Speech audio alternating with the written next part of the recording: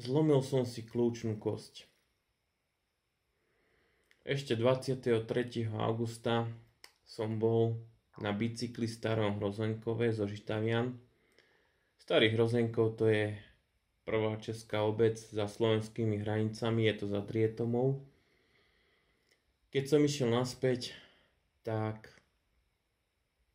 pred Trenčínom som potreboval zastať a ja mám nášlapné pedále. Keď si chcete dať dolu nohu z nášlapného pedálu, tak si ju musíte vycvaknúť. Ja som bol ale vždy zvyknutý vycvakávať si ľavú nohu, ale tentokrát neviem prečo, čo mi to napadlo, som si vycvakol pravú nohu. Túto pravú nohu som si potom dal na zem, ale nejak som si to neuvedomil, že nemám vycvaknutú tú ľavú nohu. Tak som sa potom zvalil na zem, na ľavé rameno a zlomil som si kľúčnú kosť. Ako to viem, a keď som s tým nebol u lekára, že som to mal zlomené, viem to podľa toho, že ma to pichalo a tiež som tam mal hrču a tiež som mal problém zdvihnúť ruku. Potom som ale musel ešte odtiahnuť 80 km. Bolelo ma to, teda hlavne ma to pichalo, keď som menil pozíciu na bicykli, lebo môžem sa držať aj za riaditka a tiež môžem ísť na bicykli aj tak, že mám obreté lakte. A toto ale nebol jediný pád. Padol som ešte aj druhý raz. Pred Ježkovou psou sa už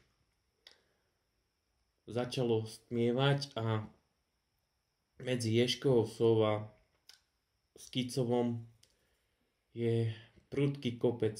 Sú tam také serpentínky. Bola tam aj vrchárska prémia, keď bolo majstrovstvá Slovenska v cyklistike. A keďže som už bol dosť unavený, mal som už predsa len 180 km v nohách, tak som si povedal, že budem ten bicykel tlačiť. Tak som ho nejaký ten 1 km tlačil, ale potom ma to už nejako prestalo baviť. Tak som si povedal, že pôjdem na bicykli. Medzi tým už bola riadna tma, teda medzi tým sa už riadne zotmelo a bola už riadna tma. Bez svetla nebolo vidieť ani na krok. Ja som mal teda svetlo, ale na prevody vidieť nebolo. Tak som si povedal, že pôjdem na tom bicykli, zacvakol som si pedál a chcel som vytvoriť pohyb dopredu. To sa mi ale nepodarilo a zvalil som sa na vedľa cesty do takej šuminy. Našťastie tento pád bol taký miernejší, keďže som nepadol na cestu, ale horšie bolo, že padol na mňa bicykel a ten mi udrel aj hrudník. Potom som tam mal aj modrinu na tom prsnom svale a tiež keď som sa tak zhlboka nadýchol, tak ma to dosť pichalo. Potom som vytlačil ešte tento bicykel nejaké 2 km, bolo do konca toho kopca a potom som išiel na ňom dole do Žitavian. Potom ako som prišiel domov, tak to bol dosť problém aj sa vyzliekať, lebo tú ruku som nemohol zdvihnúť. Mohol som ho zdvihnúť maximálne do úrovni prs, aj to len s námahou.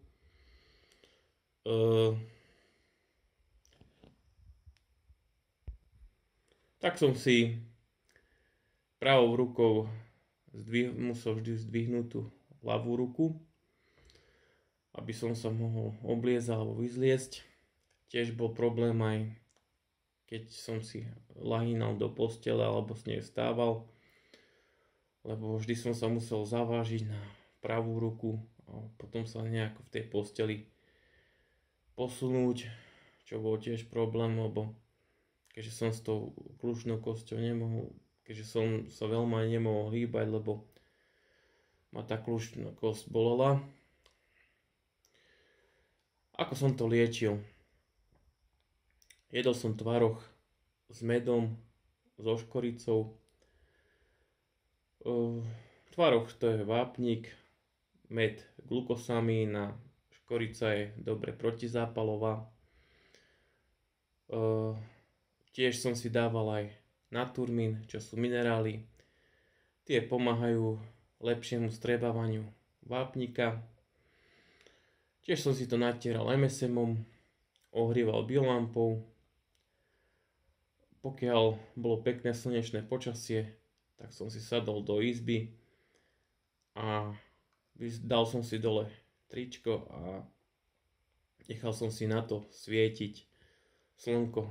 To je dobré, aby sa lepšie strebával vitamín D zo stravy. Čo sa týka toho pichania v hrudníku, tak to som riešil tak, že som sa zhlboka nadýchol, zadržal som na minútu dých a potom som sa ešte viac nadýchol a tiež som zadržal dých a snažil som sa tlačiť na ten hrudník s tým vzduchom. Takto som to robil nejaký týždeň a po nejakom týždni to pichanie ustúpilo. Čo sa týka tej zlomeniny, tej kľúčnej kosti, tak prvé 2 týždne som tú ruku mohol dvihnúť len po ten hrudník, ale potom som si aj tú ruku, a nie len ruku, ale aj krčnú chrbticu masíroval. Krčnú chrbticu aj preto, lebo pri tom druhom páde mi tak hodilo aj hlavu dozadu a mal som aj natiahnuté krčné svaly, ktoré bránili aj zdvihnutiu tej ruky. Ale po 2 týždňoch som už normálne zdvihol aj tú ruku.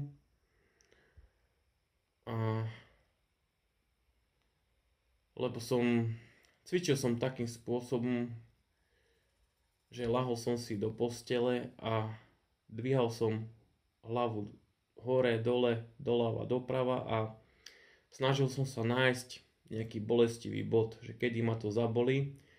Keď som našiel nejaký bolestivý bod, tak potom som si ho rozmasíroval a zase som spravil nejaký iný pohyb.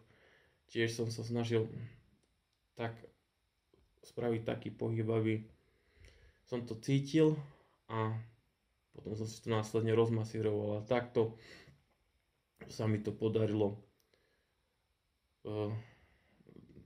zlepšiť aj tú funkciu tej ruky. Potom ako som si rozmasíroval tú krčnú chrbticu, tak tú ruku už som mohol zdvihnúť celkom hore. Teraz som už na tom tak, že s tou rukou môžem aj nejaké 2-3 kg zdvihnúť v pohode nad hlavu. Takže už ma to ani nepichá, neboli, hrudník je už v poriadku. Takže už je to v pohode. Čaute.